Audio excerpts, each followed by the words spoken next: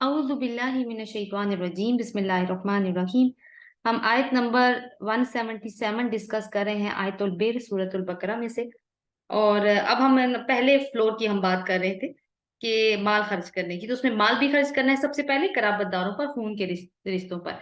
तो बात जो टूटी थी, सिलसिला जहां से टूटा था वो ये था कि जरूरी नहीं है कि हम ये देखेंगे हमारे रिश्तेदारों को वाकई जरूरत है तो हम माल खर्च करेंगे और जरूरत नहीं है तो हम माल नहीं खर्च करते। नहीं, हम उनको तोहफे तोहफे दे सकते हैं, हम उनको खाने की दावतों पे मदऊ कर सकते हैं। इस तरह से क्या होगा, वो जो पहले बात हुई ना कि हमारा दीन हमें फैमिली मैन फैमिली वुमेन बनाता है, तो उसमें ज्यादा ये चीज मददगार साबित होगी।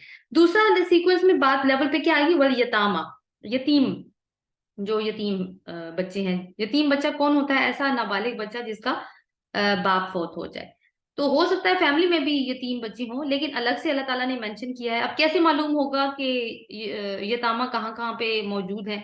तो ये तो फिर कम्युनिटी में एक एक दूसरे से ताल्लुक बनाने में, एक दूसरे को जानने से ही पता चलेगा। तो उनके ऊपर भी माल खर्च करना। फिर है मसाकीन। मसाकीन जो है ना, वो मसाकीन का जो लफ्ज है वो मसक से है, और मसक का मतलब होता है रुक जाना। जैसे मस्कन होता है ना, ठहर जाने की जगह। यानी वो ऐसा कोई शख्स जो एक सूरत में ठहर गया है, फाइनेंशियल सूरत में ठहर गया है, वहां से निकल नहीं रहा। तो यानी कोशिश तो वो कर रहा है लेकिन वो स्टक अप हो चुका है माली लिहाज से, तो उसकी माली लिहाज से फिर मदद की जाए। ये नहीं कि वो कोशिश नहीं कर रहा, ये वो बंदा नहीं है जो कोशिश नहीं कर रहा, जिसको हम कहते हैं मांगने वाला, नहीं, ये वो नहीं है, लेकिन कोशिश कर रहा है लेकिन फिर भी इसका गुजारा नहीं चल रहा। तो ये है कि एक मोमिन को, क्योंकि हम सारे मोमिन हैं, तो एक मोमिन को दूसरे मोमिन के बारे में सेंसिटिव होने की जरूरत है। जैसे रसूल सल्लल्लाहु अलैहि वसल्लम ने कहा ना कि स्माइल करना या मुस्कुराहट एक बेहतरीन सदका है। तो क्या है, एक दूसरे को देखो तो स्माइल करो। तो इससे क्या है कि हम सदका, अपने सदका देते रहते हैं ना, जैसे जैसे स्माइल करते हैं। अब अगर ये इस चीज को हम रवाज में डाल दें, फैशन में डाल दें। फॉर एग्जाम्पल, मैंने किसी की तरफ देख के मुस्कुराया तो अगला भी मुस्कुराएगा, कर्टसी तो यही है। लेकिन अगर कोई आगे से नहीं मुस्कुराता तो मैं जाके उससे पूछूंगी ना कि बहन क्या बात है, कोई परेशानी तो नहीं है? तो आप देखिए कि ये चीज किस तरह से हमें ना, फिर वो जाहिर है कि कुछ ना कुछ बताने की, मतलब हमदर्दी से पूछेंगे तो अगला बंदा जो है वो मे बी कि बता दे कि हाँ ये मुश्किल है, तो हम उसकी मदद करने के काबिल हो जाए। तो इतना बड़ा खूबसूरत मैकेनिज्म है हमारे दीन में, जो चीजें इस तरह से लिंक करती हैं एक दूसरे के साथ।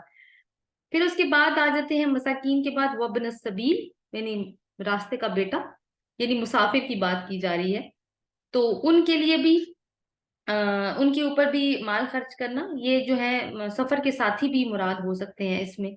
और रसूल सल्लल्लाहु अलैहि वसल्लम की एक वो हदीस है, उसका मफहूम ही पेश करूंगी कि उन्होंने फरमाया था, मुसाफिरों के बारे में कौन मुकाबला करेगा, उनके साथ अच्छाई करने का मुकाबला कौन करेगा आपस में। इनके सहाबा इकराम को एक उनको मोटिवेट करने के लिए उन्होंने, या उभारने के लिए ये बात की थी। फिर हम देखते हैं कि हजरत इब्राहिम अलैहिस्सलाम के पास जब वो फरिश्ते आते हैं, तो वो तो फरिश्तों को नहीं पहचानते ना पहले कि ये फरिश्ते हैं। और हजरत लूत अलैहिस्सलाम के पास भी जब गए फरिश्ते, तो उन्होंने भी नहीं पहचाना था कि ये फरिश्ते हैं। तो ये क्या थे कि इनको मुसाफिर समझ के ही उन्होंने इनको ट्रीट किया था, और बिल्कुल मेहमानों की तरह ट्रीट किया था। कि हजरत इब्राहिम फौरन गए थे और भुना हुआ बछड़ा लेकर आए थे, फिर लूत अलैहिस्सलाम की कौम के लोग आ गए थे बाहर, जिस तरह की उनके अंदर हरकत थी, जो उनकी कभी हरकत थी उनकी वजह से, तो उनको किस तरह से प्रोटेक्ट करने की कोशिश कर रहे थे। तो ये हमारे दीन की, हमारे अंबिया की सुन्नत में ये चीज हमें नजर आती है। फिर है जी वसाइलीन, सवाल करने वाले।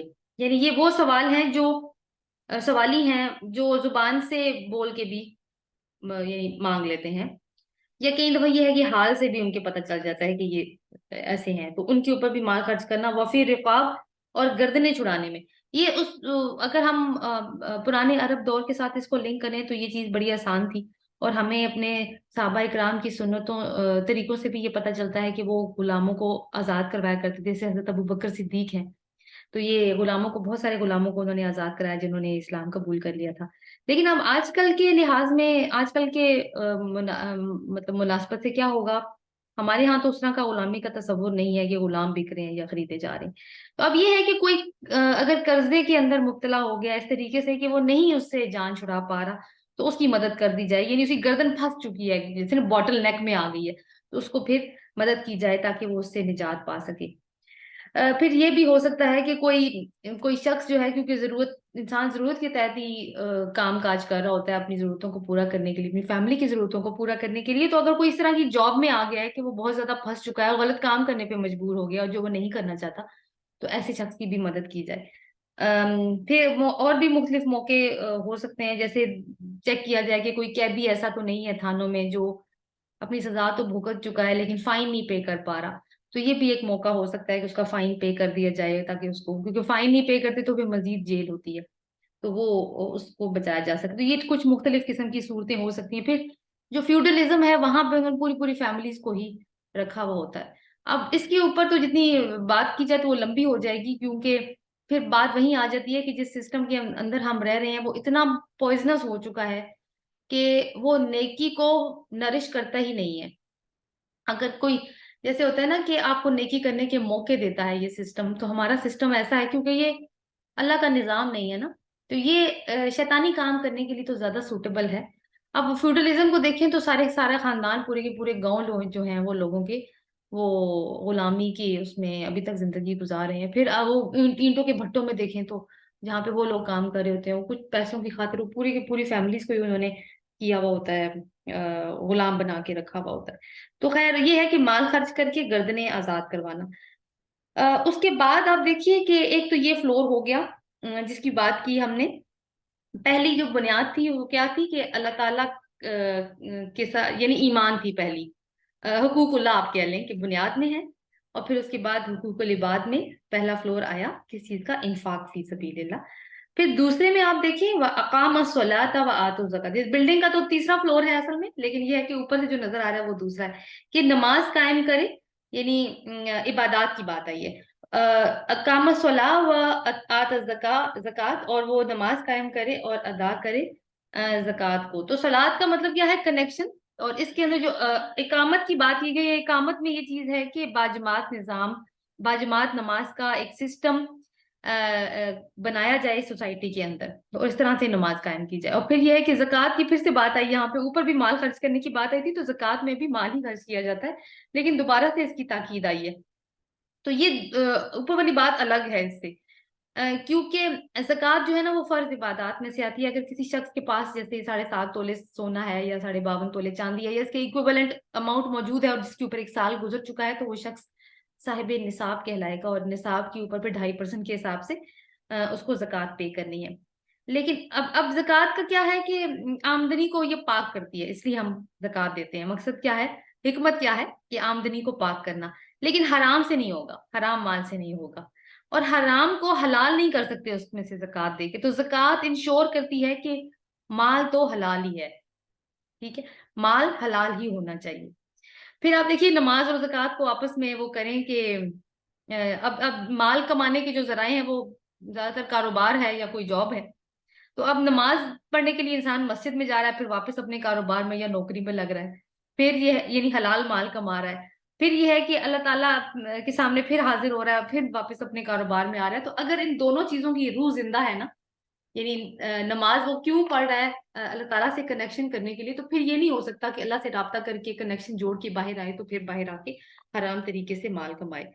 اس کے بعد جو معاملات کی باری آئے گی، اور وہ یعنی لوگوں کے ساتھ معاملات کی، وَالْمُوفُونَ بِعَهْدِهِمْ إِذَا عَاهَدُوا، جو پورا کرنے والے ہیں اپنے عہد کو جب وہ عہد کریں۔ تو یعنی عہد کو پورا کرنے والے، اس میں ایک تو عہد الست بھی آ جاتا ہے، پھر یہ کہ کمٹمنٹس اور کانٹریکٹس کی بات آ جائے گی کہ اب جتنا بھی ہمارا ابھی معاشی یا معاشرتی نظام چل رہا ہوتا ہے وہ کمٹمنٹس کے اوپر چل رہا ہوتا ہے، عہد و پیمان کے اوپر ہی چل رہا ہوتا ہے۔ ایک دوسرے کے ساتھ یا تو ریٹن اگریمنٹس ہو رہے ہوتے ہیں یا وربل اگریمنٹس ہو رہے ہوتے ہیں۔ اب نکاح بھی جیسے ایک طرح کا عہد و پیمان ہی ہے۔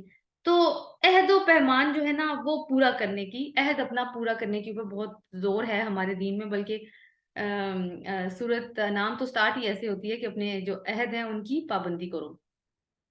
تو ابھی اس لیے کہ اگر عہد پورا نہیں کریں گے، کیونکہ جب عہد کیے جاتے ہیں دو لوگوں کے درمیان میں، اگر کم سے کم دو پارٹیز کے بیچ میں 2 ہی لوگ ہیں، ان میں بیچ میں کمٹمنٹ ہو رہی ہے، تو تیسرا تو اللہ تعالیٰ موجود ہے۔ تو بے شک وہ دنیاوی لحاظ سے ہی کام کر رہے ہیں، لیکن اللہ تعالیٰ چونکہ اس میں گواہ ہیں، اگر وہ عہد شکنی ہوگی تو پھر اس کے اوپر پکڑ ہوگی۔ آگے دیکھیے وَالصَّابِرِينَ فِي الْبَأْسَاءِ وَالضَّرَّاءِ وَحِينَ الْبَأْسِ، صبر کرنے والے ہیں تنگ دستی میں، تکلیف میں، اور جنگ کے وقت۔ یعنی صبر کرنے والے کون ہیں؟ جو اپنے ایمان میں سٹیبل ہیں، استقامت ہے ان کے اندر، کنسسٹنسی ہے، برداشت ہے۔ اور یہ جو پچھلی جتنی بھی صفات ہے نا، یہ جو کوالٹی ہے نا، ان ساروں کو ویلیڈیٹ کر دیتی ہے، یا تو ویلیڈیٹ کر دے گی یا پھر انویلیڈیٹ کر دے گی۔ اب یہ ہے کہ مشکل وقت ہی ایسا، اب یہ جو تنگ دستی ہے یا تکلیف ہے یا جنگ کا جو وقت ہے، یہ مشکل وقت ہے، اور یہ جو مشکل وقت ہے نا، یہی اصل میں آزمائش ہوتی ہے انسان کی، امتحان ہوتا ہے انسان کے ایمان کا، کیونکہ یہ وہ حالات ہیں جہاں ایمان شیک ہو سکتا ہے، اور انسان جو ہے وہ اپنی ان پرابلمس کو لے کر وہ ایمان کے راستے سے ہٹ بھی سکتا ہے۔ یہ جو درا ہے نا، یہ پرسنل قسم کی تکالیف ہو سکتی ہیں، لیکن اب انسان کیا کرتا ہے ان کے موقع پہ؟ جیسے حضرت یوسف علیہ السلام جب گم ہو گئے تھے اور بھائیوں نے آ کے کوئی جھوٹ موٹ کا قصہ سنا دیا تھا کہ وہ قمیض بھی دکھا دی تھی جو بالکل پھٹی ہوئی نہیں تھی، تو حضرت ایوب علیہ السلام نے کیا فرمایا تھا؟ صبر جمیل، کہ میں بہترین طریقے سے صبر کرنے والا ہوں اس کے اوپر، اس لیے کہ میرا ایمان میرے رب کے اوپر ہے کامل، کہ وہ میرے بیٹے کو ضائع نہیں کرے گا۔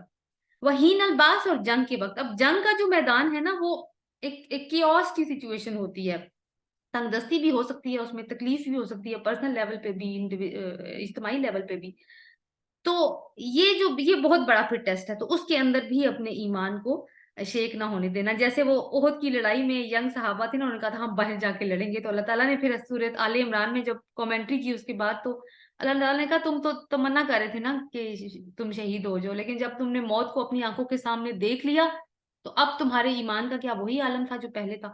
تو یہ چیز ہے کہ اس وقت پھر ایمان پہ قائم رہنا۔ پھر جب رسول اللہ صلی اللہ علیہ وسلم کی شہادت کی خبر آئی تھی، جو کہ جھوٹی خبر تھی، تو اس وقت بھی صحابہ کا ایک گروہ تھا جنہوں نے لڑنا چھوڑ دیا تھا کہ اب کیا فائدہ لڑنے کا، لیکن کچھ صحابہ ایسے تھے جو لڑتے رہے تھے کہ نہیں، ہم رسول کے مشن کو مرنے نہیں دیں گے، اگر وہ نہیں رہے تو ہم ان کے مشن کو تازہ رکھیں گے۔ تو اب یہ ہے کہ یعنی اس طریقے سے مشکل میں ڈال کے ان لوگوں کا امتحان لینا، ان کے اصل میں ایمان کا ہی امتحان لیا جا رہا ہے۔ تو اس کے اندر اگر وہ لوگ صبر کر جاتے ہیں، اپنے ایمان پہ قائم رہتے ہیں، تو پھر کیا ہے کہ یہی لوگ ہیں، اولئک الذین صدقوا، یہی لوگ ہیں جنہوں نے سچ کہا۔ کیا کہا تھا ان لوگوں نے؟ اشہد ان لا الہ الا اللہ وحدہ لا شریک لہ واشہد ان محمد عبدہ ورسولہ، جو شہادت انہوں نے دی تھی، اگر یہ ساری کوالٹیز ان کے اندر موجود ہیں تو ہاں، انہوں نے اپنی شہادت سچی دی تھی۔ وَأُولَئِکَ هُمُ الْمُتَّقُونَ، اور یہی وہ لوگ ہیں جو متقی ہیں۔ یہاں پہ جو متقی کا لفظ ہے نا، یہ اپنے لٹرل میننگز میں آ رہا ہے۔ لٹرل میننگ کا کیا مطلب ہے؟ کہ اپنے آپ کو بچانا، تو یہ وہ لوگ ہیں جنہوں نے اپنے آپ کو بچا لیا، ٹھیک ہے، اپنے آپ کو یعنی تکلیف میں ڈالنے سے جو ان دا لانگ رن ان کو پیش آ سکتی تھی، کیونکہ مطلوب اور مقصود تو آخرت ہی ہے نا، تو اس میں تکلیف میں پڑنے سے ان لوگوں نے اپنے آپ کو بچا لیا۔ تو یہ جو ہے وہ اللہ تعالیٰ ہمیں ان لوگوں میں شامل کرے جو اپنے کلمے کی لاج رکھ سکتے ہیں، اور ان لوگوں میں شامل کرے جو بچ بچ کر زندگی گزارنے والے ہیں۔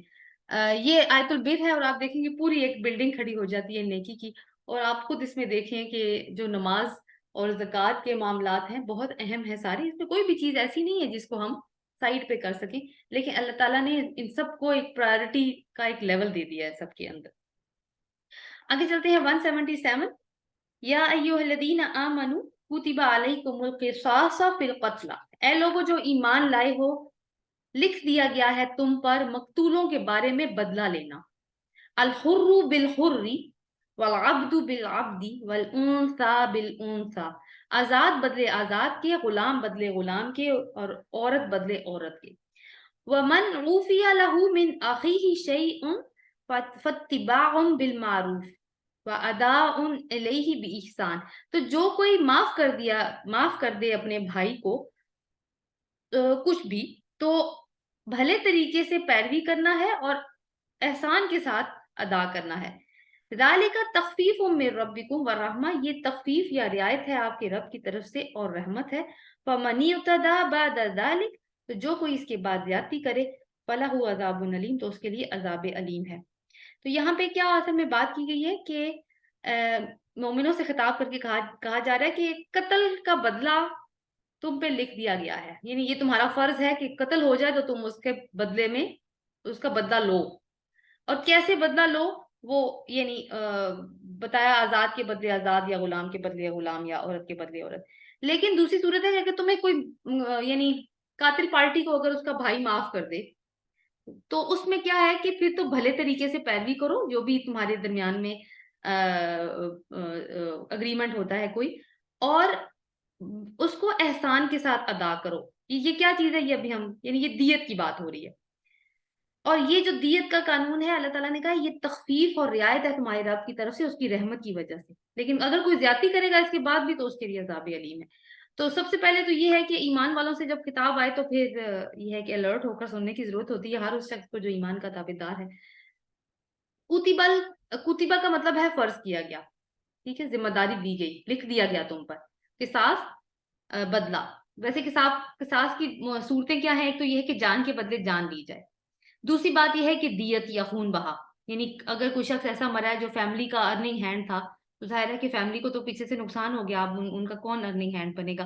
تو اب یہ ہے کہ ایک رقم طے کر لی جائے اور وہ رقم ان کو دے دی جائے. تیسری چیز ہے معاف کر دینا، یعنی رقم نہ ادا کی جائے، بدلہ بھی نہ لیا جائے اور معاف کر دیا جائے. لیکن اس کا فیصلہ کون کرے گا؟ مقتول کی فیملی کرے گی اور کوئی بھی نہیں کرے گا اس چیز کا.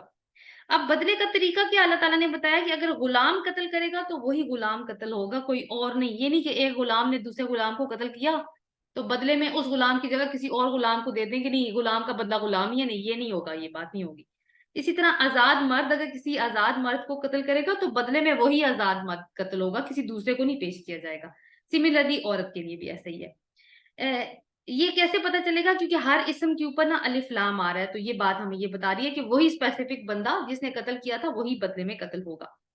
آگے اللہ تعالیٰ فرماتے ہیں وَمَن فَمَنْ عُوفِيَ لَهُ مِنْ أَخِيهِ شَيْءٌ فَاتِّبَاعٌ بِالْمَعْرُوفِ وَأَدَاءٌ إِلَيْهِ بِإِحْسَانٍ. یعنی اب کیا ہے کہ معروف طریقہ بتایا جا رہا ہے کہ جو کمٹمنٹ کی ہے خون بہا دینے کی اسے پھر پورا کرو. تو پھر جو مقررہ مدت تم نے مقرر کی ہے اس کا پاس رکھو. یہ نہ ہو کہ جو مقتول پارٹی ہے وہ بار بار تمہارے گھر کے چکر لگا رہی ہے، ان کے زخموں پر مرہم رکھو. ابھی تمہارے ہاتھوں سے ان کا ایک بندہ گیا ہے، قتل ہوا ہے.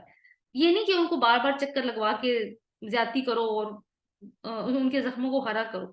پھر اللہ تعالیٰ نے کہا ہے بھی احسان، احسان کے ساتھ، یعنی احسان کی روش اختیار. احسان کی روش کیا ہوتی ہے؟ کہ ضرورت سے زیادہ دینا، جو طے ہوا ہے اس سے بلکہ زیادہ دے دو، یہ احسان ہوگا. یہ ذالک تخفیف من ربکم ورحمہ، یہ تخفیف ہے. یعنی تخفیف کیا ہے؟ اس میں رعایت کیا ہے؟ یہ دیت کا قانون. یہ اللہ تعالیٰ کی رحمت کی وجہ سے کہ اس نے دیت کا قانون دے رہے، ورنہ قاعدہ کیا ہے، اصول کیا ہے کہ قتل کے بدلے قتل ہوگا. لیکن اللہ تعالیٰ نے کہا ہے کہ یہ اس کی رحمت ہے کہ تمہیں وہ یہ والا آپشن بھی دے رہا ہے. یہ آپشن ہے یہ. فمن اعتدی، تو جو کوئی زیادتی کرے بعد ادا، لیکن اس کے بعد. اب زیادتی کیا ہو سکتی ہے؟ دو پارٹیز انوالو ہیں، ایک مقتول پارٹی ہے ایک قاتل پارٹی ہے. مقتول پارٹی کی طرف سے زیادتی کیا ہو سکتی ہے؟ کہ خون بہا بھی لے لیا، قتل بھی کر دیا. یا پھر یہ بھی ہو سکتا ہے کہ ایک بندے کے بدلے میں زیادہ قتل کر دیں. پھر قتل تو کیا ہے لیکن مارنے سے پہلے کافی تشدد کیا ہے، تشدد کر کے مارا ہے. مار دیا ہے تو لاش کا مسئلہ کیا ہے، مطلب اس کے ساتھ برا کیا ہے، کچھ بے حرمتی کی ہے لاش کی وغیرہ، اس طرح کی چیزیں شامل ہو سکتی ہیں. اور قاتل پارٹی کی طرف سے زیادتی کیا ہوگی اس پروسیس میں؟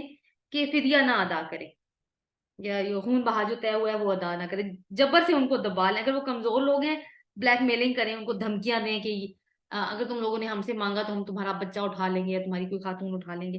تو اس طرح کی باتیں. تو یہ کیا ہوگا؟ فمن اعتدی، تو جو کہ زیادتی کرے گا بعد ذالک، اس کے بعد. کس کے بعد؟ کہ تمہیں تخفیف دے دی گئی ہے، اس کے بعد بھی اگر تم لوگ زیادتی کرو گے. یعنی تخفیف میں یہ ہے کہ اب تمہیں قتل نہیں کیا جا رہا ہے کیونکہ مقتول پارٹی نے کے ہاتھ میں یہ اختیار دیا تھا اللہ تعالیٰ نے. تو اب کیا ہے کہ اب تم معروف طریقے سے چیزوں کو صحیح کرو. تو اگر نہیں تو فلاح عذاب علیم، تو اس کے لیے عذاب علیم ہے. کیوں دردناک عذاب ہے؟ کیونکہ اس نے اللہ تعالیٰ کے احکامات کا مذاق اڑایا، اس کی نافرمانی کی. جان کی جو حفاظت ہے نا وہ ہمارے دین میں بہت مقدم ہے، اسی کی حفاظت کا انتظام کیا جا رہا ہے. وَلَكُمْ فِي الْقِصَاصِ حَيَاةٌ يَا أُولِي الْأَلْبَابِ لَعَلَّكُمْ تَتَّقُونَ، اور تمہارے لیے بدلہ لینے میں زندگی ہے اے عقل والو، تاکہ تم بچ جاؤ. اولی الباب یعنی لب، جو ہم نے وہ لاسٹ ٹائم بھی بات کی تھی کہ عقل کی ایک ہائر سٹیج ہوتی ہے. اور پھر اس وقت بھی کہا تھا کہ انشاءاللہ سورۃ آل عمران میں ہم اس کو ڈسکس کریں گے ڈیٹیل کے ساتھ. یہاں پہ اللہ تعالیٰ کیا کہہ رہے ہیں کہ قصاص میں زندگی ہے اگر تم عقل رکھتے ہو، یعنی مارنے میں زندگی ہے، یہ کہا جا رہا ہے. کیوں؟ دیکھیں اگر سارے معاف ہی کر دیں گے تو قتل کرنے والوں کا حوصلہ تو بڑھ جائے گا نا، تو جان سستی ہو جائے گی. اور اگر سارے خون بہا ہی لے لیا کریں گے تو پھر امیر لوگوں کے لیے تو قتل کرنا کسی انسان کو ایک کھیل بن جائے گا. تو پھر انسانی جان کی جو حرمت ہے نا وہ سوسائٹی میں وہ ختم ہو جائے گی. تو فرمایا کہ بدلہ لو، یعنی اسی سے تمہارے معاشرے کی زندگی ہے، اسی سے جرم کا خاتمہ ہوگا اور جرم کا ہاتھ کٹے گا اس سے. لعلکم تتقون، تاکہ تم بچ جاؤ، یعنی اپنے آپ کو بچا لو، اور یعنی زیادتی بھی کرنے سے بچا لو، اور یہ ہے کہ آخر میں بھی تم لوگ بچ سکو. کتبہ علیکم اذا حضر احدکم الموت ان ترک خیرا للوصیۃ للوالدین والاقربین بالمعروف. لکھ دیا گیا تم پر جب تم میں سے کسی ایک کو موت کا وقت آ جائے اور اگر وہ چھوڑ جائے مال کو، تو وصیت کرنا ہے والدین کے لیے، قرابت داروں کے لیے، بالمعروف بھلے طریقے سے. حقا علی المتقین، یہ حق ہے متقیوں کے اوپر. یعنی کوئی موت کا وقت آ جائے تمہارے اوپر تو تم نے کیا کرنا ہے اس وقت؟ وصیت کرنی ہے. اب یہ ہے اس کے اندر بات کہ یہ نا کیونکہ وصیت وراثت کا تو پورا قانون آیا نا کہ ظاہر ہے جو شخص مرتا ہے اسی کی جو جائیداد وغیرہ ہوتی ہے وہ تقسیم ہوتی ہے. تو یہ نا ایک ابتدائی حکم آیا تھا جس میں وصیت کی بات کی گئی تھی. ان کی جب وراثت کا قانون آ گیا تو پھر جو وصیت کی کنڈیشن ہے وہ 1/3 تک رہ گئی تھی. تو پہلے وہ حرمت جان کا ذکر آیا، یہاں پہ حرمت مال کا ذکر آ رہا ہے. تو مال میں جو ہے نا وہ 1/3 میں وصیت کی جا سکتی ہے، اس کے علاوہ بھی کچھ اور وصیتیں کی جا سکتی ہیں. وصیت وہ نصیحت ہے جو موت کے موقع پہ انسان کر کے جاتا ہے اپنے پیچھے وارثوں کو. اب اس کے اندر یہ ہے کہ کس کے لیے وصیت کرنی ہے؟ والدین کے لیے، قرابت داروں کے لیے، یعنی بھلے طریقے سے. معروف طریقے کا لفظ، جو معروف کا لفظ ہے نا قرآن میں کافی دفعہ استعمال ہوا ہے. اس سے مراد وہ صحیح طریقہ کار ہے جس سے عام طور پر انسان واقف ہوتے ہیں. یعنی معروف طریقہ ہے جانا جانے والا طریقہ ہے، اور اس کے متعلق کسی کا کوئی ذاتی مفاد یا کوئی ذاتی پہلو وابستہ نہ ہو. ٹھیک ہے، اور ہر شخص کہے کہ ہاں یہی انصاف ہے، یہی سچ ہے، یہی مناسب طریقہ کار ہے. عام طور پر نا اس کو رواج بھی کہا جاتا ہے. ٹھیک ہے، یعنی اس چیز کو رواج بھی کہا جاتا ہے. تو ایسے تمام معاملات جو ہیں وہ جن میں شریعت نے کوئی قاعدہ مقرر نہ کیا ہو، وہاں پہ کیا ہے بالمعروف، یعنی معروف کی طرف جاتے ہیں کہ معروف طریقے سے کام کیا جائے. اچھا جی، وصیت کی بات ہو گئی کہ وہ کیسے کرنی ہے ہم نے، کہ والدین کے لیے پہلے، پھر رشتہ داروں کے لیے بھلے طریقے سے، اور یہ حق ہے متقین کے اوپر. جیسے میں نے آپ کو بتایا کہ یہ اس زمانے کا حکم ہے جب کہ وراثت کی تقسیم کے لیے کوئی قانون مقرر نہیں ہوا تھا.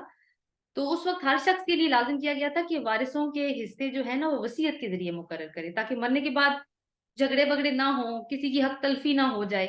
کوئی یہ نہ سوچے کہ اس نے میرے لیے تو زیادہ رکھا تھا، رکھنا چاہیے تھا اس کو، یہ اب اس کی مرضی سے طے ہو رہا ہے. بعد میں جب وراثت کا قانون آ گیا، اللہ تعالیٰ نے خود ایک ضابطہ بتا دیا سورہ نساء میں. تو پھر کیا ہے کہ احکام وصیت جو ہے اس کے لیے پھر 2 طرح کے قوانین رہ گئے. اب یہ کہ اب کوئی شخص کسی وارث کے حق میں وصیت نہیں کر سکتا. اب وصیت کا کتنا حصہ ہے کہ نہیں، ایک تو یہ ہے کہ وہ 1/3 مال میں سے ہوگی، لیکن وارث کے حق میں نہیں ہوگی. کیوں نہیں ہوگی؟ اس کا حصہ پہلے سے وراثت میں موجود ہے، قرآن نے اس کا حصہ مقرر کر دیا. پھر کیا ہے کہ ان کے حصوں میں وصیت کے ذریعے کوئی کمی بیشی بھی نہیں کی جا سکے گی. ٹھیک ہے، اور نہ ہی کسی وارث کو میراث سے محروم کیا جا سکے گا.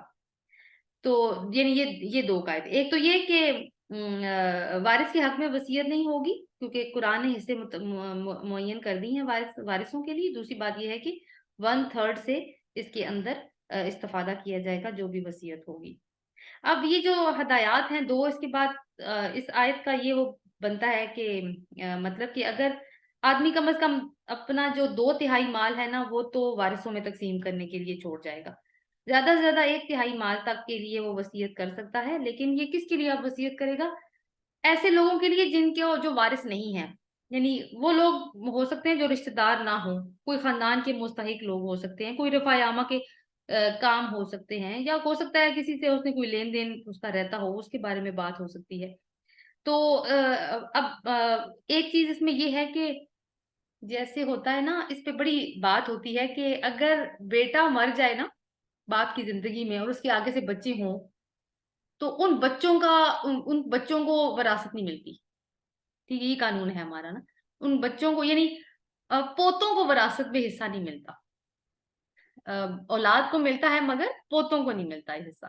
تو اس چیز کے اوپر یہ ہے کہ اب وصیت کی جا سکتی ہے، ایسے لوگ، ایسے بچوں کے لیے جو دادا ہے وہ وصیت کر کے جا سکتا ہے۔ اب یہ تو وہی بات ہے نا کہ حکمت والی بات ہے کہ انسان کس طریقے سے اس کے اوپر عمل کرتا ہے۔ پھر آگے اللہ تعالیٰ فرماتے ہیں کہ فمن بدلہ بعد ما سمعہ فانما اثمہ علی الذین یبدلون، تو جو کوئی بدل دے اس کو بعد اس کے کہ اس نے سنا، تو بے شک اس کا گناہ ان پر ہے جو بدل دیتے ہیں۔ ان اللہ سمیع العلیم، بے شک اللہ خوب سننے والا ہے اور خوب جاننے والا ہے۔ اب فار ایگزامپل کہ کسی نے کوئی وصیت کر رہا ہے، اور دو طریقے سے ہو سکتی ہے، یا تو لکھ کے ہو سکتی ہے یا پھر زبانی بھی ہو سکتی ہے۔ تو کوئی نہ کوئی ایسا ہے جو اگر وہ وصیت سن رہا ہے یا لکھی ہوئی چیز اس کے پاس موجود ہے، تو اب وہ اس کو بدل نہیں سکتا۔ وہ بندہ مر گیا ہے جس نے وصیت کی ہے، تو ظاہر ہے کہ اب اس کے پاس اختیار ہے کیونکہ وہ کر سکتا ہے یہ کام، لیکن اس کو وہ بدل نہیں سکتا۔ اگر اس نے ایسا کیا تو پھر کیا ہوگا؟ گناہ اس کے اوپر ہوگا۔ اور اللہ تعالیٰ نے آگے ساتھ ہی کہا ان اللہ سمیع العلیم، کہ اللہ تعالیٰ خوب سننے والا ہے، خوب جاننے والا ہے۔ وہی جو پہلے بات ہوئی تھی آیت البر میں کہ تم عہدوں کی پاسداری کے اوپر جو بات ہوئی تھی، وہ یہی ہے کہ اب تم امین بنائے گئے ہو نا، وصیت کے امین بنائے گئے ہو۔ تو صرف تم اکیلے امین نہیں تھے اس وقت، یا دو بندے تھے یا تین تھے، جتنے بھی تھے، اب ان کی نیت خراب ہو گئی ہے، تو یہ تم مائنڈ میں رکھو کہ تم اکیلے نہیں تھے اس وقت، یا تم نے جو بھی چینجز کر لیے تم یہ کہو کہ نہیں اب کسی کو پتہ نہیں چلا۔ نہیں، ایک اور ذات بھی موجود تھی جو بڑی خوب سنتی ہے اور خوب جانتی ہے کہ تمہاری نیتیں کیا ہیں اور تم کیسی کیسی چینجز کر رہے ہو اس کے اندر۔ تو ایک تو وہ وصیت کے بارے میں یہ بات آ گئی، لیکن اس کو مائنڈ میں رکھیے کہ وہ ابتدائی حکم تھا، بعد میں وصیت جو ہے وہ 1/3 پہ رہ گئی تھی۔ فمن خاف من موص جنفا او اثما، تو جو کوئی خوف کرے وصیت کرنے والے سے طرفداری کا، او اثما یا گناہ کا، فاصلح بینہم فلا اثم علیہ، تو اصلاح کرا دے درمیان ان کے، تو نہیں کوئی گناہ ان کے اوپر۔ ان اللہ غفور الرحیم، بے شک اللہ بہت بخشنے والا اور نہایت رحیم ہے۔ اوپر کیا بات ہوئی کہ تم وصیت میں چینجز نہیں کر سکتے، لیکن اب یہ ہے کہ چینجز کرنے کی ضرورت پڑ گئی ہے، اس لیے کہ وصیت ایسی ہے کہ جس کو پورا کریں تو اس چیز کا احتمال ہو رہا ہے کہ کوئی گناہ کا کام نہ ہو جائے، یا وہ بندہ اس طرح کی وصیت کر گیا کہ وارثوں کے حق میں ہی وصیت کر کے چلا گیا، یا کوئی ایسی بات کر گیا کہ میرے فلانے پوتے کی شادی فلانی پوتی کے ساتھ کرنی ہے، تو اس طرح کی وصیت ہے، یا کوئی گناہ کے کوئی کاموں پہ میرا حصہ لگانا ہے۔ تو یہ ساری چیزیں اگر ہیں تو پھر تم لوگ کیا کر سکتے ہو؟ پھر تم یہ ہے کہ وصیت میں چینجز کر سکتے ہو، لیکن اس کا طریقہ یہ ہوگا کہ وہ سارے مل بیٹھیں گے آپس میں اور ایک معروف طریقے سے میٹر سالو ہوگا۔ تو یہ وصیت کے بارے میں، لیکن پھر وہی بات دوبارہ سے ریپیٹ کروں گی کہ اصل میں تو یہ چیز ہے کہ یعنی انسان کو ہمیں مائنڈ میں یہ رکھنا ہے کہ یہ ابتدائی احکامات ہیں، پھر وصیت کی حیثیت 1/3 تک ہی رہ گئی تھی۔ تو آج ہم یہی تک کور کریں گے، انشاءاللہ باقی کا اگلے سیشن میں ہوگے۔ سبحانک اللہم و بحمدک، نشہد ان لا الہ الا انت، نستغفرک و نتوب الیک۔